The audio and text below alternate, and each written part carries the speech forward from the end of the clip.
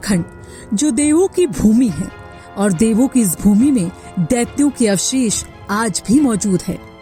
आज भी यहाँ कई ऐसी जगहें मौजूद हैं जो हमें महाभारत काल में हुई कई घटनाओं के बारे में बतलाती है। चंपावत से 20 किलोमीटर दूर तो लोहाघाट से 6 किलोमीटर की दूरी पर है खेती खान, और यहीं पर है द्वापर कालीन प्राचीन धरोहर बाणासुर का किला।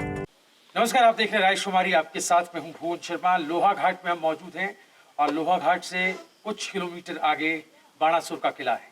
भगवान श्री कृष्ण ने बाणासुर नाम के एक दैत्य का संहार किया था और ये जो किला है वो ऊंचाई पर है। नीचे 1.5 किलोमीटर की ऊपर तक की चढ़ाई है जहां हमें जाना है, और ये वो रास्ता है जो किले की तरफ ले चलता है। तो आइए आपको दिखाता हूँ कैसा दिखता है बाणासुर का ये किला और ऐतिहासिक दृष्टि से कितना महत्वपूर्ण है। कहते हैं आज भी इस किले के कालांतर के पौराणिक अवशेष मौजूद हैं। बाणासुर को ब्रह्म का वंशज माना गया, जिसकी गाथा यहाँ की होलियों में सुनाई ही दे जाती है। यहाँ इस किले के आसपास के तकरीबन 20 गांव, जिन्हें बिसुम के नाम से जानते हैं, वो लोग खुद को राक्षस राज बाणासुर से जोड़ते हैं, या कह सकते हैं कि एक तौर पर वो अपने आप को उनका वंशज मानते हैं। सड़क से ऊपर पहाड़ की ओर चढ़ाई चढ़ने पर ही आपको बाणासुर का किला नजर आएगा। तकरीबन 4 किलोमीटर की ट्रैकिंग के बाद इन सीढ़ियों से आप किले के अंदर दाखिल होते हैं। यहाँ पहुँचने पर आपको पूरा 360 डिग्री का नजारा दिखेगा, दूर दूर तक की पहाड़ियाँ भी। किले से पूर्व और उत्तर दिशा में हिमालय की श्रृंखला दिखाई देती है, और नेपाल की चोटियों से लेकर चौखंबा तक की चोटियों को यहाँ से देखा जा सकता है। पश्चिम की ओर गहरी खाई है और इस ओर घना जंगल भी दिखाई देता है। वहीं किले के उत्तरी छोर से शिव पर्वत हिमालय का विराट स्वरूप सामने दिखता है।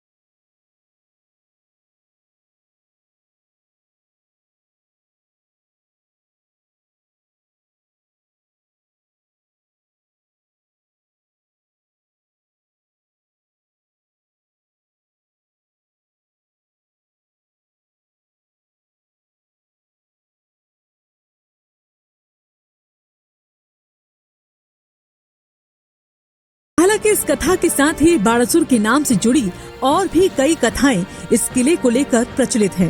कहते हैं कि बाणासुर दैत्य ने किला अपने लिए बनवाया था। जब वो विष्णु से नहीं मरा तो महाकाली ने प्रकट होकर उसे मार डाला। यहाँ मौजूद इन लोगों का कहना है कि लोहा नदी उसी दैत्य के लहू से निकली है, जहाँ की मिट्टी कुछ काली तो कुछ लाल है, और वो दैत्य के खून से ही ऐसी हुई है। पहाड़ी शैली में निर्मित इस किले में पत्थरों का उपयोग किया गया है और इसकी बनावट प्राकृतिक मीनार की तरह है। ये किला जो पर्यटन स्थल के रूप में उभर सकता है, अब संरक्षण के अभाव में ये किला अपना अस्तित्व खो रहा है। इससे महाभारत काल और कत्यूरों के समय के कालखंड का इतिहास धूमिल होता जा रहा है। अगर समय रहते इसका संरक्षण नहीं किया गया तो इसकी यादें इतिहास के पन्नों में सिमट जाएगी। मेरे पीछे ये बाणासुर का किला है और इस किले को लेकर के अलग अलग मत हैं।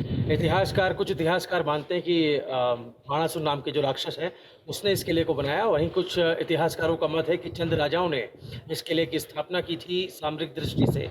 बगल में नेपाल है और इधर से अगर हमला होता है तो उसकी निगरानी के लिए जब चंपावत के राजबुंग में उनकी राजधानी हुआ करती थी तब इस किले को 12वीं शताब्दी में बनाया गया। इस तरह के भी साक्ष्य मिलते हैं। लेकिन कहीं ना कहीं अगर आप आर्किटेक्चर को देखेंगे और यहाँ के पत्थरों की देखेंगे, इस किले को किस प्राकृतिक और पहाड़ी शैली से बनाया गया है उसको आप देखेंगे तो ये अपने आप में बेहद अनूठा है और दुख इस बात का है कि बिल्कुल जर्जर हो चुका है।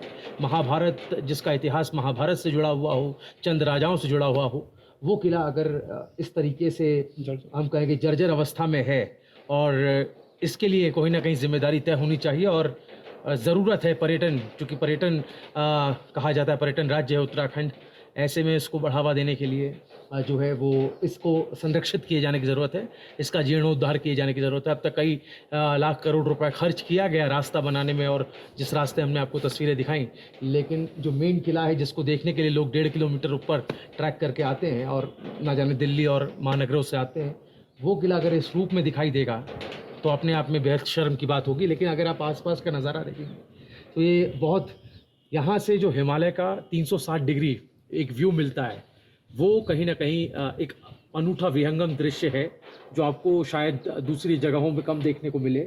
आपको लोहाघाट नगर नज़र आता है, और इसके अलावा काली कुमाऊं का जो पूरा क्षेत्र है वो यहाँ से साफ तौर पर दिखाई देता है। घने बांज के जंगल, चीड़ के जंगल यहाँ से दिखाई देते हैं। तो प्राकृतिक नज़रिए से, ऐतिहासिक नज़रिए से भी ये बेहद महत्वपूर्ण है, और ज़रूरत है इसको संरक्षित किए जाने की, इसका जीर्णोद्धार किए जाने की, ताकि ज़्यादा से ज़्यादा पर्यटक आ पाएँ और एक जो गौरवशाली इतिहास है या जो ऐतिहासिक पुरातन जो हमारे यहाँ का जो संस्मरण है, जो यहाँ के किस्से हैं, वो लोगों तक पता चल पाएँ। कैसी लगी आपको ये वीडियो हमें कमेंट में ज़रूर बताइएगा। इस वीडियो को लाइक और शेयर करना मत भूलिएगा। चैनल पर अभी आए हैं तो सब्सक्राइब कर लीजिए।